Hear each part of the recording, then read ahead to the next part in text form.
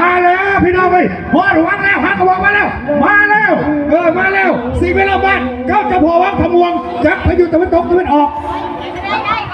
น้ำแดงคือสิ่งเวลาอยู่พังน้ำแดงมาแล้วตีของกันมาโจจีสูสีหัวเฮือนสมันเกอร์ยังเสมอกันยังไผ่บ่ไผ่พี่น้องยังหักกันแพงยังแย่งกันอยู่หัวจะไหนนายหัวสังบอยนายไทยสั่งลุยเอาละยังไม่บอกมาถึงว่าไผ่จะเป็นไผ่จะเป็นหนึ่งหรือไผ่จะเป็นสองสิงกันรอบ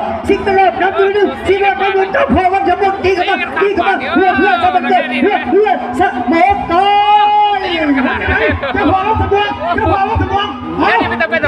โอ้ยแล้วนี่จูจีสูสียังบอลลักไส้หัวจะไหน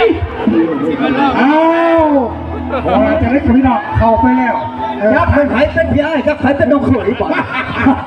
โอ้ยผมบอกล้อถ่าทั้งพี่ไอ้จะทำเส้นสายแจ้งมาได้เด้อสู้สีมาสู้ซี่กันมาน้ำเด็กจ้าโอ้ยเยอะนี่ทั้งกรรมการทั้งเหลือสายแจ้งมาแล้วในการตัดสินที่ขาดผู้ทรง